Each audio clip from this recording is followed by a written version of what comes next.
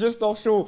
Misquet marque son grand retour avec sa crinière d'or. Et, toujours classe. Ouais, mais toujours ici. Ouais. C'est toujours avec plaisir qu'on a à l'avoir à côté de nous. Merci Esson d'avoir complété mon style du jour. Ouais, faut préciser. C'est ça, oui, parce que... En off, bro. Tu savais. Tu sais déjà, man. Les 1000 visages de Misquet. Voilà. C'est ça. Avec comme styliste personnel... Monsieur. Alors, est-ce qu'on peut quand même prendre une minute pour quand même rendre hommage à Moukani? Ouais, quand même, c'est quand même un personnage. le gars qui les accompagne depuis. C'est quelqu'un que vous ne voyez pas, mais qui fait un énorme travail dans l'ombre. Voilà, qui est au four et au moulin, qui gère à peu près tout. Il faut dire qu'en ce moment, il est derrière 3 caméras quand même. Ouais, il gère pas mal de choses en même temps, donc grosse force. C'est une véritable pieuvre de la réalisation. Quoi. Ouais, même si des fois, il crèche à Rambo. Mais... Ouais, c'est ça. C'est ça, il y a de la formation. Il faut même pas comprendre. Non, mais si. En tout cas, force à toi, Moukani, derrière la caméra. Yeah, we love you, man. Ulrich Film, tapez sur les réseaux, vous allez le voir. Ulrich Film.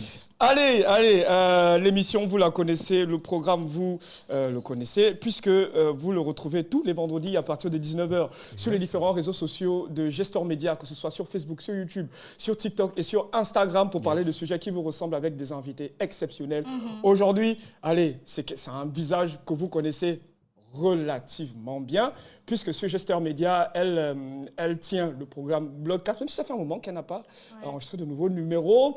Elle gère aussi le blog Plume Or by Aude Charis. Et comme nous sommes vendredi, et qui dit vendredi dit fin de semaine, dit after work, dit bon plan.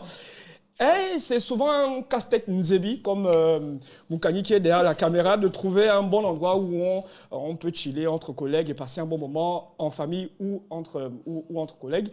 Et c'est justement l'objet de la présence de notre invitée sur ce plateau. Elle vient nous présenter le petit guide pour les gourmands modernes. Elle s'appelle Aude Charis. Est-ce qu'on peut faire du bruit pour elle, s'il vous plaît? Aude Charis, tu connais certainement Mr. Will, je te le présente. Mon voisin. C'est ton voisin. Et Misquet, que tu connais bien parce que tu es une abonnée du Gestor Show que tu regardes. Allez, aujourd'hui, tu viens nous présenter le petit guide pour les gourmands modernes. L'idée part de quoi? En fait, j'étais hyper fatiguée de recevoir des messages des gens qui me disaient « Ouais, Charis, je peux aller où aujourd'hui? Je peux aller manger où ?» J'ai lancé en fait ce guide parce que j'en avais un peu en griffe, marre que les gens m'appellent tout le temps, me dire « Charis, où est-ce que je peux trouver un bon restaurant? Voilà mon budget. » Voici en fait comme un genre de service sur mesure. Les gens me demandaient ça tout le temps. Et je me suis dit, si on m'appelle tout le temps, à quel moment moi je travaille? Si je dois répondre au téléphone tout le temps comme une standardiste. Alors j'ai décidé de faire comme une sorte de recueil où on pouvait en fait avoir les bons coins et catégoriser selon ce qu'on ait envie, même au-delà du budget, parce que parfois on a envie d'aller manger à un buffet, parfois on a envie d'aller écouter un karaoké, ou on a envie d'aller trouver un endroit juste prendre un hyper bon verre, mais dans un cadre chic. Ouais. Et c'est comme ça que j'ai créé mon petit guide. Justement, comment s'est passé le recensement de ces établissements? Tu as fait le tour des établissements de nuit ou des restos pour qu'ils figurent dans ce petit guide. Comment ça s'est passé? Donc, j'aime cette petite anecdote, en fait, parce que quand j'étais plus petite, le jeudi, quand je vivais avec les parents, c'était le jour restaurant. Et c'était à moi de choisir le coin où on devrait partir avec les parents. Donc, depuis, je pense que j'ai 12-13 ans, en fait, je fais le tour des restaurants. J'en ai vu qui ont fermé. Il y a d'autres qui sont encore sur pied. Et j'ai un peu goûté de tout ce qui se fait, que ce soit nouveauté. Et même avant d'être blogueuse, les restaurants m'appelaient déjà, en fait, pour tester leurs cartes quand ils avaient quelque chose de nouveau. Et je me suis dit que, donc, je pense que cette expérience, je peux la mettre à profit des autres pour qu'ils puissent se divertir sans m'appeler. Okay. Mais du coup, dans ton petit guide, on trouve quoi exactement comme... est-ce que c'est vraiment tous les établissements possibles et imaginables dans le sens du budget? Est-ce qu'on va trouver des endroits comme Entre nous bars? Est-ce qu'on va trouver des endroits comme le QSEC? Est-ce qu'on va trouver... En fait, c'est quoi comme endroit exactement? Pour ceux qui me côtoient ou ceux qui me suivent sur les réseaux sociaux, ils savent que j'aime les endroits qui sont un peu chics. Et donc... Je pense que cette catégorisation est allée de là. Et je pense que c'est 3 ou 4 restaurants par catégorie. Donc, j'ai vraiment choisi mes coups de cœur. D'accord. Et je pense que c'est de cette base, en fait, sur laquelle je suis partie pour écrire Et il y en a Petit guide. combien à peu près et sur quoi, en fait, lorsqu'on veut choisir un restaurant, quels sont les critères que tu as mis en avant pour qu'on puisse justement faire le meilleur choix? Le choix. En dehors des catégories, en fait, j'ai rangé les restaurants aussi. J'ai essayé de prendre un peu. Il y en a qui sont dans la commune d'Akanda, il y en a qui sont à Ovando, à Libreville, parce que il faut de la diversité. Je peux pas mettre tous les coins en fait à Akanda ou à Libreville. Il y a le prix qui est un facteur déterminant. Donc j'ai mis des sortes de petits diamants en fait. Un diamant quand c'est très abordable, 2 diamants quand ça demande un peu d'argent et 3 diamants quand c'est cher, c'est huppé. Et il y a aussi, je note la convivialité, la propreté, la rapidité du service et le goût des plats. D'accord. Donc aujourd'hui, tu peux être considérée comme une influenceuse culinaire. Oui. Bon, ça, les gens pensent que je le suis depuis, mais puis j'ai L'influence. réorienté un peu ma ligne éditoriale. Mais donc, Donc en fait, tu aimes manger. Ton travail, c'est de manger. Mais c'est une le goût de ça. passion. Mais c'est une Mais passion, donc oui. concrètement, ça veut dire quoi? Qu'il n'y a plus de restaurants qui pourront introduire, ou du moins être introduits dans l'annuaire. Bah si, je suis en train de préparer le guide 2025. D'accord. Et j'avais pour projet, en fin 2024, de faire un guide pour Port-Gentil et un pour Franceville ou Lambaréné. Mais le problème, en fait, c'est qu'avec l'emploi du temps chargé qu'on a, vous savez que vivre à Libreville, c'est chaud. Donc, on cumule souvent beaucoup d'emplois. Et à la fin, on ne se retrouve pas, en fait, pour ce genre de... Parce que ça, c'est vraiment la passion, d'abord. Il faut marquer un stop, parce que ça demande beaucoup de frais. Derrière, d'imprimer, on sait que l'impression au Gabon, c'est pas facile. Et c'est vraiment la passion. Mais comment ça se passe, du coup? Je veux comprendre la démarche. Est-ce que tu prends attache avec les restaurants pour venir sur place, essayer de faire une petite dégustation, une petite, comment dire ça, t'imprégner un peu de l'ambiance et tout, ou ce sont les établissements qui te contactent pour aller vers eux? Ça se passe comment? Ça va dans les deux sens. D'accord. Parce que, en fait, j'ai d'abord un blog, comme Esson l'a dit au départ, Plume Or by Aude Charis. Là-bas, en fait, je faisais le tour des restaurants et je venais mettre un peu le rendu. Et les restaurants ont apprécié parce qu'ils voyaient comme un qu'il y avait... critique gastronomique. Exactement. Mais je partais toujours incognito. Bon, là, quand même, c'est chaud maintenant d'être incognito. Et Sa maman. Non, mais parce qu'il faut savoir quelle est sa cible. Moi, ma cible, au début, lorsque j'ai lancé mon blog, c'était les restaurants et les coins de divertissement. Restaurants et spas, notamment. Mais après, ça a évolué. Mais d'abord, c'est moi qui allais dans les restaurants, je dégustais, je faisais un retour et les restaurants ont apprécié. Ils ont vu, en fait, la hype que ça emmenait. Et maintenant, c'est les restaurants qui m'appellent. Et qu'est-ce qu'il en est de ceux qui ont reçu des mauvaises critiques, si c'est déjà arrivé? De mauvaises critiques, il y a une façon, en fait, de faire une mauvaise critique. On ne doit pas dire, je prends un exemple toujours avec du lait.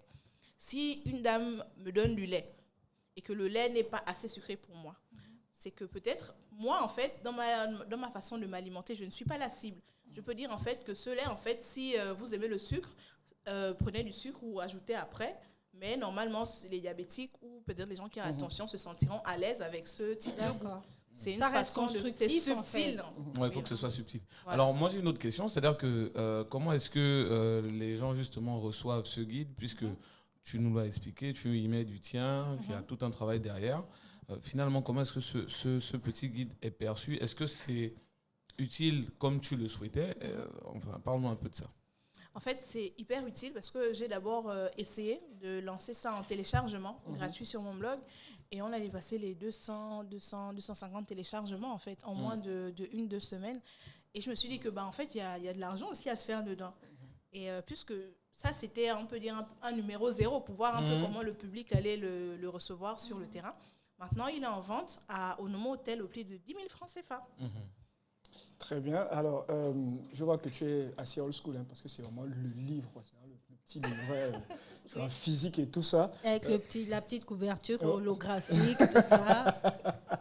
Mais pourquoi être parti sur du physique alors qu'aujourd'hui, les gens n'ont plus nécessairement le temps d'aller ou en librairie ou pour se procurer un élément physique Parce que le but, en fait, si on peut dire le cœur de cible, si on va dans le marketing, ce sont un peu les touristes. Les touristes ne connaissent pas forcément Plume Or by Aude Charis. Ils ne vont pas taper Plume Or by Aude Charis sur les réseaux alors qu'ils ne connaissent pas.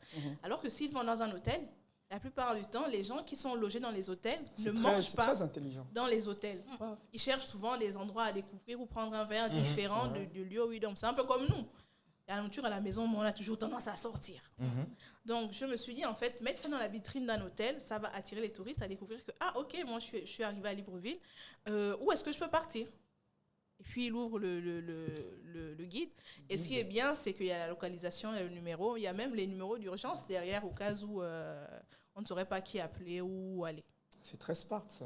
Ouais, très smart, très adapté. Et puis, je crois, très utile. Donc, du coup, en fait, la cible, c'est essentiellement... Les touristes, ou ceux qui sont au Gabon, mais qui Donc, ne nous, on connaissent n'est pas pas le la Gabon. cible. Maintenant, les frangins, les gens qui te suivent sur Plus Mort.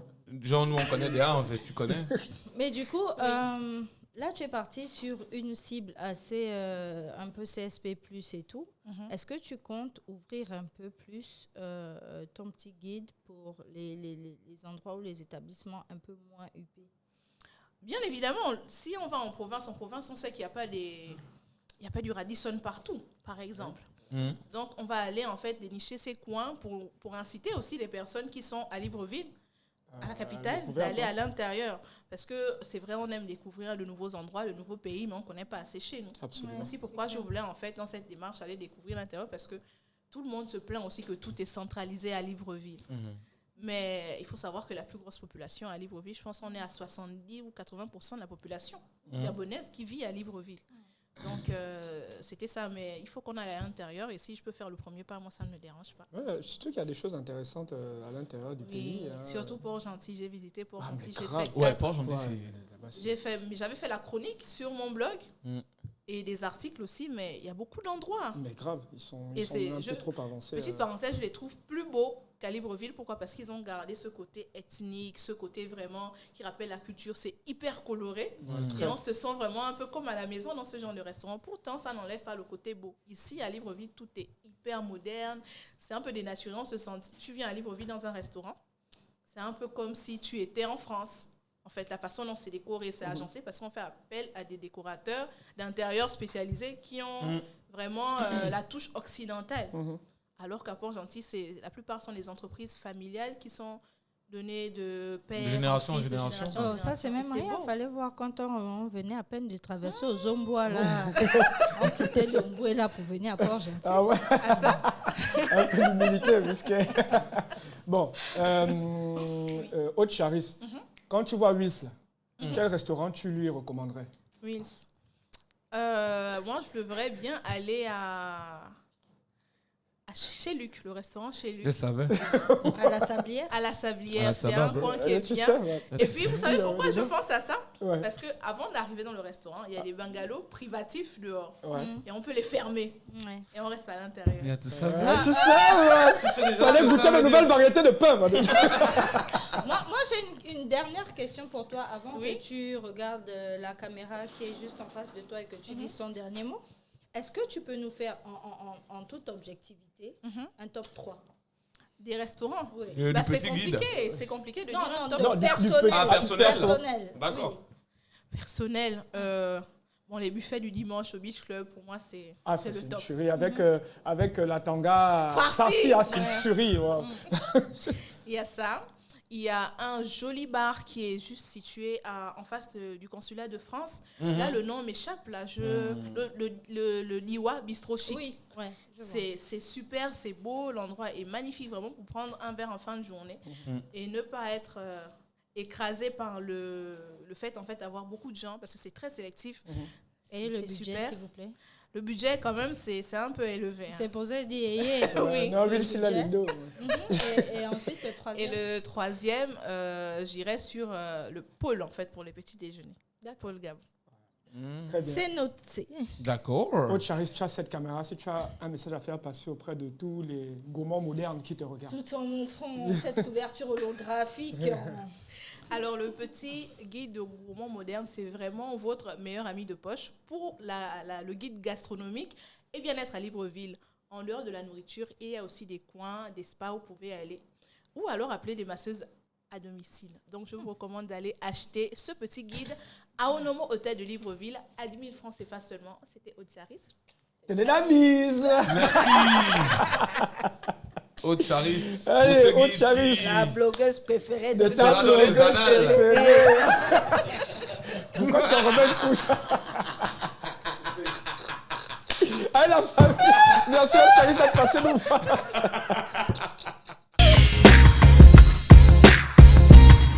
Allez, vous êtes toujours sur le Gestor Show. Une invitée vient de remplacer, notre deuxième invité vient de remplacer Aude Charis qui est parti avec son lot de fou rire. On n'en pouvait plus. Ça. Absolument. C'était trop fort. Alors, avant qu'on ne commence à discuter, à rentrer de plein pied dans notre sujet, j'aimerais demander si autour de cette table, surtout Mr. Wills, est-ce qu'il y a une bande dessinée en particulier qui a marqué ta jeunesse? Oh, mon frère, tellement. Yannick Dombi, le choix de vivre. Yannick Dombi, c'est le classique. Si quelqu'un ne cite pas la bande dessinée, là. C'est là que quand tu dis bande dessinée, en tout cas, si c'est au Gabon, là, Yannick Dombi. Ouais, Yannick Dombi, c'est quand même le classique. Non, c'est un classique de classique. Dire, et puis, tu sais, c'était très bien parce que ça nous avait familiarisé avec le thème que ça abordait à l'époque. Ouais, le VIH. Dans la sexualité, tout ça. Et c'était vraiment. C'était une claque, man. Ouais, surtout les illustrations. Ah, man, j'étais au Bubblies, man. Oh, yo. J'étais au Bubblies, man. Et c'était très bien. C'était aussi peut-être, bon allez, ça c'est mon côté un peu gazeur, bon, c'était aussi la première fois qu'on voyait illustrer... Une illustration gabonaise, ouais. Et puis, il faut dire que ça traitait quand même d'un sujet assez tabou à l'époque, qui était, Trop tabou qui était le VIH. Et ça, nous, moi, j'étais adolescente et étant au collège, ça nous a quand même foutu une claque parce que on prenait conscience des risques même de la sexualité. Donc, c'était hyper important. Et surtout les illustrations, la puissance de cette bande dessinée-là aussi, c'est la force des illustrations. En tout cas, ils sont allés franco. Hein. Là, on voit vraiment le gars qui a un niveau avancé de la maladie. On voit des boutons sur la... bref, c'était horrible, mais en même temps... c'était le but, je crois que c'était de choquer. Voilà, donc Yannick Dombi classique. Hein. Après d'autres BD, gars, bon, et après tu as les autres BD qu'on connaît, man, les Picsou, tu connais. Mickey Parade, man. Tu connais, classique shit, man. Très bien, toujours. Allez, on va parler d'éducation, de lecture, de métissage, d'acceptation de soi de façon ludique avec Madame Gouobela qui vient nous présenter « Je suis belle, je suis une belle métisse de la bande dessinée Sikolo », préfacée s'il vous plaît, par l'ordre des communes. Donc, est-ce qu'on peut faire un maximum de bruit? Bien, comment ça? Sikolo. Il y a Sikolo, l'école. Madame Bella, comment allez-vous? Vous allez bien? Ça va très bien, merci très de bien. me recevoir. Je vous présente Miss Kay. Enchantée. Qui a une crinière d'or comme vous. Également une belle métisse, je voilà. tiens. Qui est aussi ici d'un métissage. Et je vous présente Mr. Un autre Hills, beau métis. un beau gars aussi. Un métis, tu connais? Tu sais. Tu sais. Oui. Donc, on va parler de cette bande dessinée. Mais avant d'entrer de plein pied dans cette bande dessinée, c'est quoi le projet Sikolo? Alors, merci encore de me recevoir. Vous avez commencé par parler de bande dessinée, vous avez parlé de Yannick Dombi. Donc, c'est déjà un plaisir pour moi de présenter Sikolo, ou alors le projet Sikolo du Gabon. Parce que moi, j'ai lu Yannick Dombi depuis le Cameroun. Je devais avoir 9 ans. Et donc, quand j'arrive au Gabon, des années après, je rencontre Yannick Domba, de qui le personnage a inspiré. Et puis, finalement, c'est Lord des Comindons, le petit frère de Yannick Domba, qui fait la couverture et la préface de Sikolo. Donc, Sikolo, de manière générale, c'est tout un projet. On a donc Sikolo le festival, Sikolo les podcasts, Sikolo la bande dessinée. On a le Sikolo Tour qui consiste du moins à faire une sorte de caravane de livres, autour de livres, pas forcément Sikolo seulement.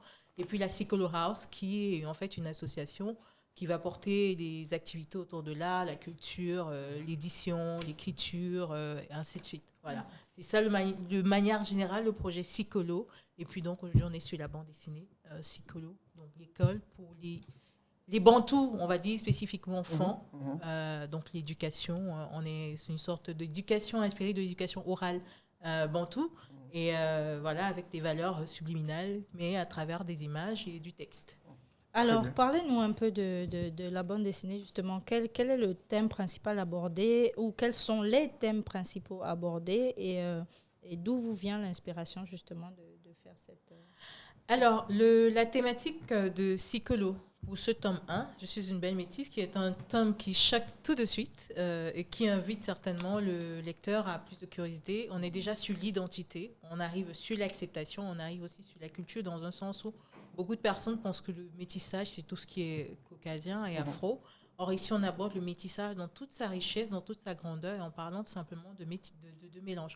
Moi, je me considère comme métisse gabono, camerounaise ou camerouno-gabonaise parce que j'ai 20 ans de Gabon.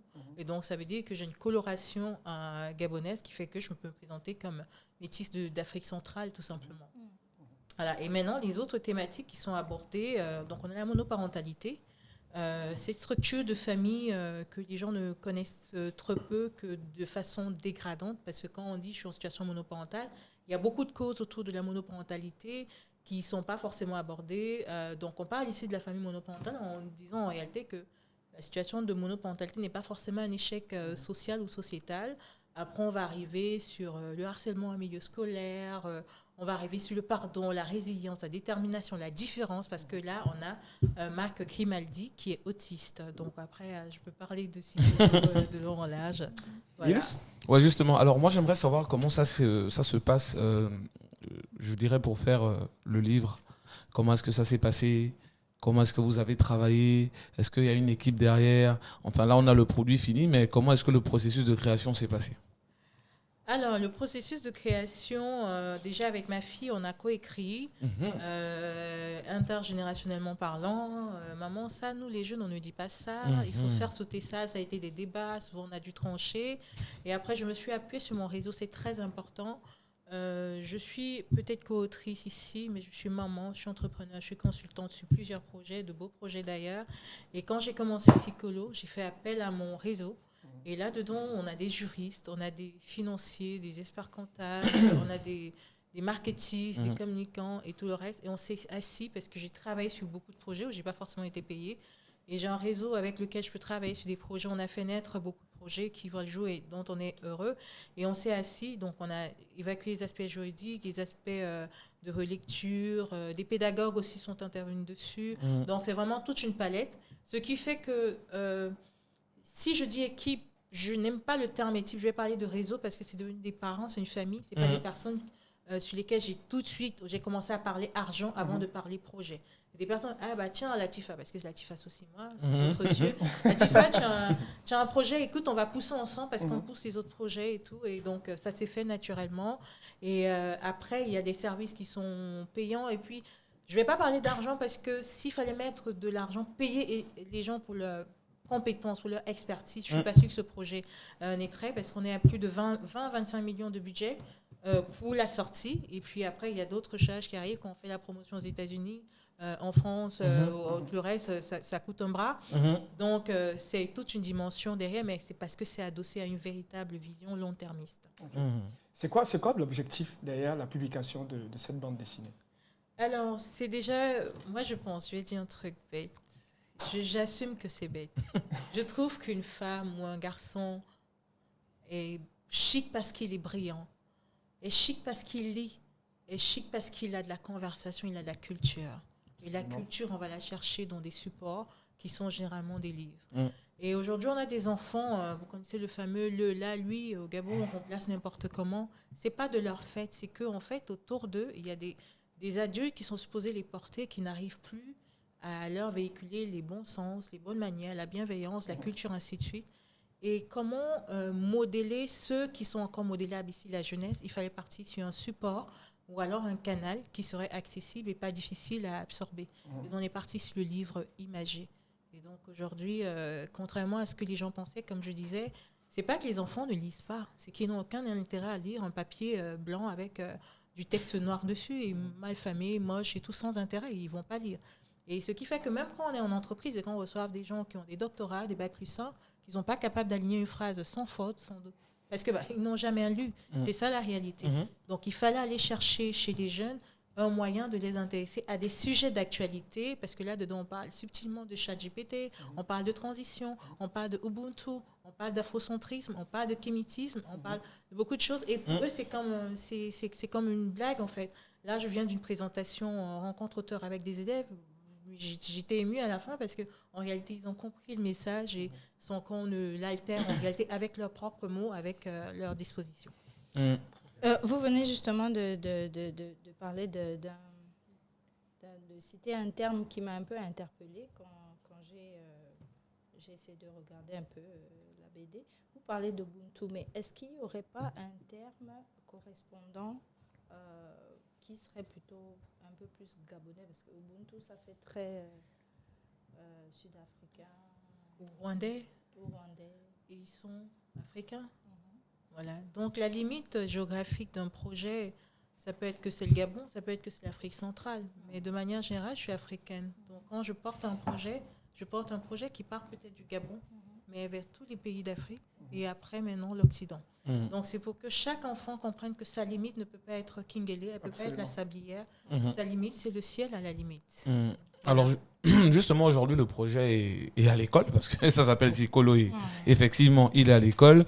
Comment ça s'est passé j'aimerais savoir comment ça s'est passé pour que Sikolo se retrouve aujourd'hui étudié au lycée, par Adopté exemple. par l'IPN. Voilà. Alors, ça s'est passé comment? Parce que, de manière générale, je suis quelqu'un de très dynamique. Ma fille également, parce que c'est un projet qu'on porte à deux. Par la force des choses, je me retrouve en train d'accompagner des établissements dans leurs projets d'expansion, des déploiements, ainsi de suite. Surtout dans les projets d'éducation, on se rend compte en réalité qu'il y a vraiment quelque chose à apporter là-dedans. Parce que ces déserts, on les voit passer, ils sont nombreux, c'est 2 000, 3 000, 6 000. Donc, vous changez plus le monde à partir d'un établissement qu'à partir de votre petit quartier. Absolument. Madame Gobela, vous avez 7 caméras. Si vous avez un message à faire passer auprès de toute Attends, la on jeunesse n'a pas encore africaine. parlé du prix et de là on... Mais c'est justement d'accord, ok. c'est face caméra qu'elle va donner tout ça, c'est-à-dire le prix là on peut trouver. Donc, tenez votre livre de manière à bien le mettre en avant. Vous voyez. Et voilà, donc si vous avez un message à faire passer auprès de toutes ces personnes curieuses-là qui aimeraient bien savoir... Les parents surtout. Bien sûr. Et donner l'endroit où on peut le trouver, à quel prix, etc. etc., etc. Et rapidement ajouter qu'il n'y a pas eu de favoritisme au niveau du processus, au niveau de l'éducation. J'ai déposé le dossier, comme tout le monde, avec ce qu'il fallait déposer à la CDC, le dossier. Et puis, j'ai reçu la notification comme tous les auteurs qui ont été retenus. Donc maintenant, pour parler de Sikolo, j'ai envie de dire que c'est un projet, certes littéraire et graphique, mais qui a un pan culturel, un pan touristique, un pan pédagogique, un pan ludique, que vous pouvez retrouver au niveau d'un Bolo, Livre Plus, Géant C'est Cadeau, les 2 kiosques de l'aéroport, et encore auprès d'autres distributeurs au tarif de 11 500 francs. Je vous vois venir avec c'est trop cher et tout, mais essayez de comptabiliser le nombre de tissus que vous achetez pour le nombre de deuils dans les familles, pour le nombre de mariages dans les familles, et aussi ce que vous allez acheter en décembre pour la Noël et qui va se casser en janvier. Donc, vous êtes sur un produit qui peut durer 30 ans, un investissement de 11 500, ça ne coûte rien à côté d'une bière dont je ne vais pas citer d'un verre et tout. Et il est important de rappeler que c'est du Made in Gabon. Le produit est imprimé au Gabon. On est sur une impression là de multipresse. Très belle impression d'ailleurs. Pour les musiciens qui sont ici, on peut jouer de la batterie dessus. Oh, ça c'était lourd. C'est passé. Allez, Madame Bella, merci d'être passée nous voir. C'est moi qui vous remercie et à très bientôt. À très bientôt. Pour peut-être Merci le pour tome cette 2. œuvre qui restera, on l'espère. Oh Dans les annales. Je ne sais pas de quelles annales on parle.